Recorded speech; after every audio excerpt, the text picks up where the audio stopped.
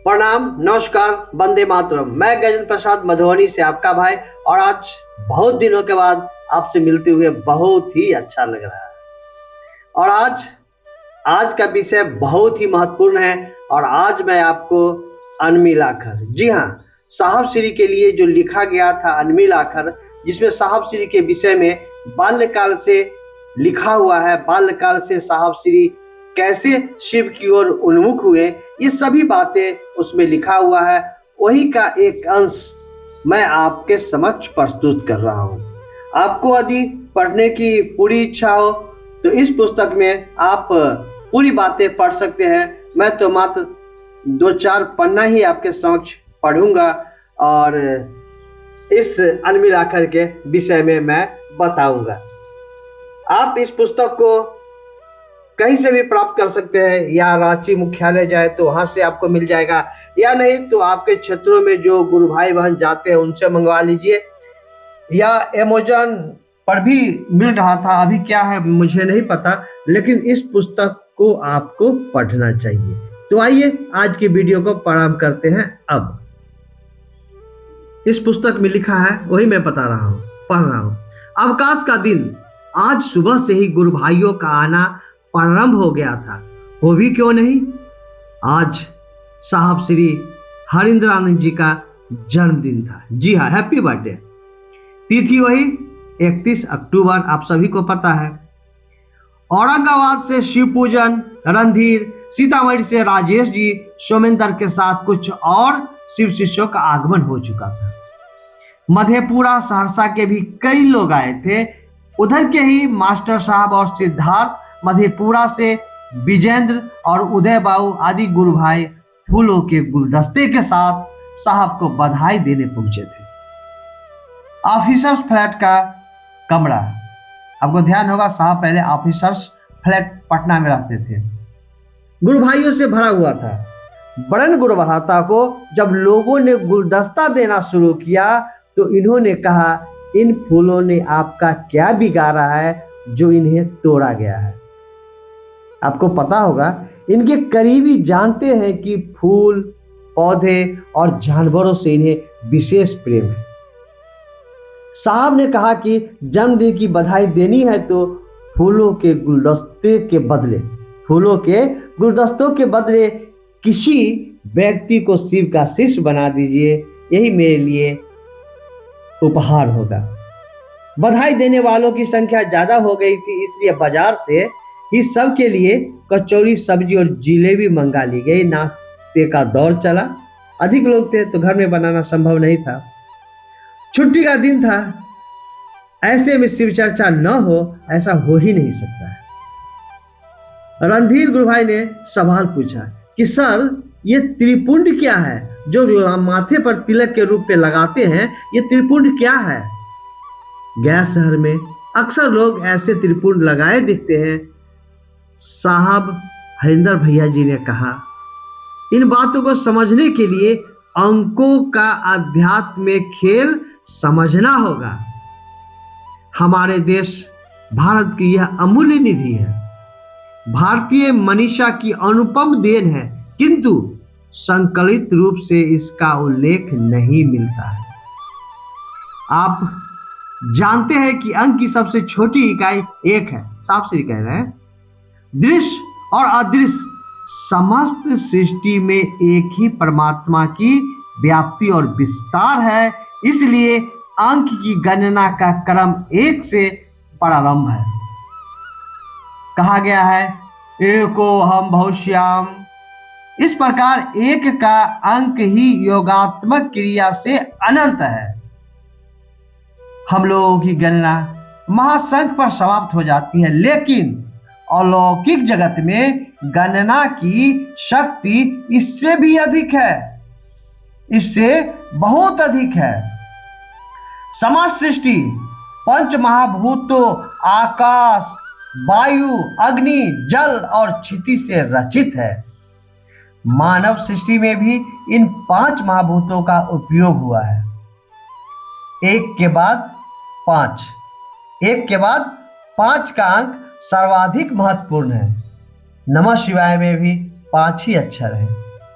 इसी बीच मास्टर साहब ने नौ दुर्गा पर सवाल कर दिया। अब बात उधर मुड़ गई, किधर से? त्रिपुट से। अब बात उधर मुड़ गए दुर्गा माता की तरफ। सर, मेरे त्रिपुंड का क्या हुआ? अवान्तर में उस गुरु भाई ने पूछा। भाई, 108 की संख्या समझो, जो काल और स्थान का गुणनफल है। उसी 108 में 3 अंक जोड़े जाते हैं, जो जप करता यानी पात्र, मंत्र और मंत्र के देवता के प्रतीक है। कुल 111 हुए। त्रिपुंड इसी का द्योतक है। 111 मंत्र की शक्ति जब एक में एक भाव में चलती है तो काल की शक्ति को भी तोड़ देती है, अर्थात प्रारब्ध भोग की व्यवस्था को भी खंडित होना पड़ता है। त्रिपुंड शरीर का तिलक है। मंत्रों की शक्ति का प्रगटीकरण तो पूर्णतः आध्यात्मिक और मानसिक है, जिसका उद्गम स्थल गुरु की दया ही है।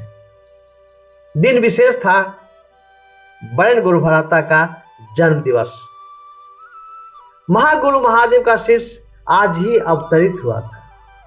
मधेपुरा के उदय बाबू ने पूछा, सर, सूर्य तो एक ही है, फिर 12 कहां से आए? 12 ज्योतिर्लिंग भी है, 12 राशियां भी है, ये सब कहां से आए? इसके विषय में बताया जाए। अब दिन के भोजन का वक्त हो चला था। दीदी बार बार, पूजनीय माँ दीदी आनंद, दीदी बार बार दीवार पर टंगी घड़ी की ओर देख रही थी। साहब ने कहा, बस 5 मिनट।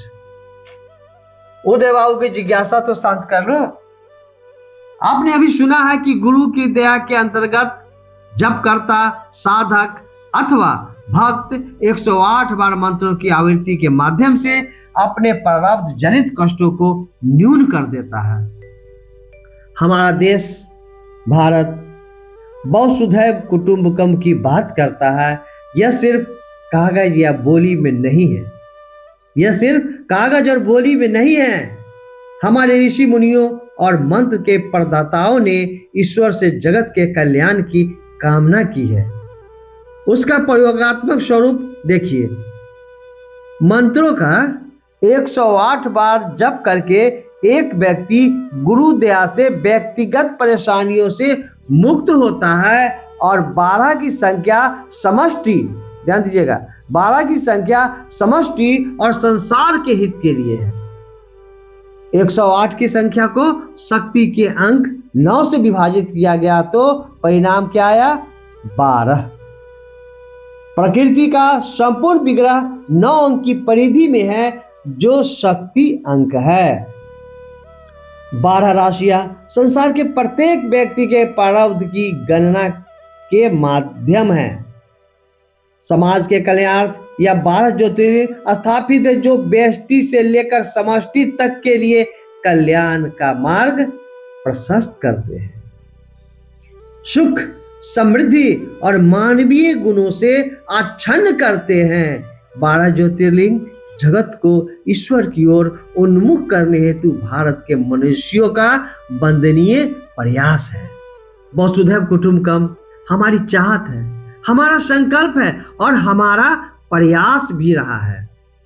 20वीं सदी के अंतिम दशक का उत्तरार्ध शिव चर्चा का फैलाव तीव्रता से हो रहा था। लग रहा था स्वयं महागुरु महादेव अपनी निगरानी में इस महासंकल्प को बिहान दे रहे हैं। समय बदल रहा था, शहर बदल रहे थे। कभी बेगूसराय तो कभी सीतामढ़ी, कभी सुपौल तो कभी समस्तीपुर। बस शिव चर्चा ही शिव चर्चा, हर एक जगह शिव चर्चा हो रही थी। इसी क्रम में अब बारी थी डाल्टेनगंज की, जहां दीदी मां नीलम आनंद का मायका था, नैहर था। डाल्टेनगंज में रविवार के दिन टाउन हॉल में 2 घंटे की शिव चर्चा आयोजित की गई। 2 घंटा की शिव चर्चा आयोजित की गई। मुख्य वक्ता के रूप में साहब श्री ही थे। नगर भवन खचाखच भरा हुआ था। ऐसा होना स्वाभाविक था। साहब श्री अपने ससुराल में तो थे ही, और तो और यही के पाटन ब्लॉक के हाकिम भी रह चुके थे। मंच संचालक ने लोगों से शांत रहने की अपील की। वैसे इसकी आवश्यकता होती नहीं है, शिव चर्चा में इसकी आवश्यकता होती नहीं है। मंच संचालक की आदत ही होती है लोगों से अपील करने की। वैसे भी जब साहब श्री मंचासीन होते हैं तो हवाएं भी अपनी सांसें थाम लेती है। वहां तो आध्यात्मिक इच्छा से लोग बैठे थे, वहां आध्यात्मिक इच्छा के लोग बैठे थे। श्रोताओं की ओर से एक प्रश्न आया, सर आप तो यहाँ वीडियो थे, पूरा जिला आपको जानता है, फिर शिव चर्चा क्यों करते हैं? देखिए साहब श्री क्या कहते हैं, मैं क्या करूं, हॉल में माइक की आवाज आई, मुझको अच्छा लगता है और मैं अपने मन से लाचार हूं। साहब श्री की वाणी थी। आप समझते होंगे कि मैं महादेव का प्रचार करता हूं, ऐसा नहीं है, बस इतना समझ लीजिए उस महादेव की दया है कि मेरी जीवन यात्रा इस ओर मुड़ गई है। सुना है ना आप, सुना है ना, आपकी इनायतें, आपके करम, आप ही बताएं कैसे भूलेंगे हम। मैं तो हमेशा अपने महादेव से यह कहता हूं, जाने क्या ढूंढती रहती है ये आंखें मुझ में, राख के ढेर में न सोला है न चिंगारी। ये सही है कि महादेव मुझको अच्छे लगते हैं, किंतु मैं स्वयं अध्यात्म की ओर नहीं मुड़ा हूं। अगर ये अवगुण है तो ये आरोप मुझ पर नहीं लग सकता। साहब श्री कह रहे हैं, यदि ये अवगुण है तो ये आरोप मुझ पे नहीं लग सकता। अनजानी शक्तियों ने मुझको इधर मोड़ा है, घटनाओं परिस्थितियों ने ईश्वर मुझे धकेला है। अगर यह गुण है तो प्रशंसा मेरी नहीं होनी चाहिए। आइए आपको मैं एक कहानी सुनाता हूं। साहब श्री बोल रहे हैं, यात्रियों से भरा पानी का एक जहाज समुद्र में जा रहा था। अचानक ऊपर की मंजिल से एक बच्चा पानी में गिर गया।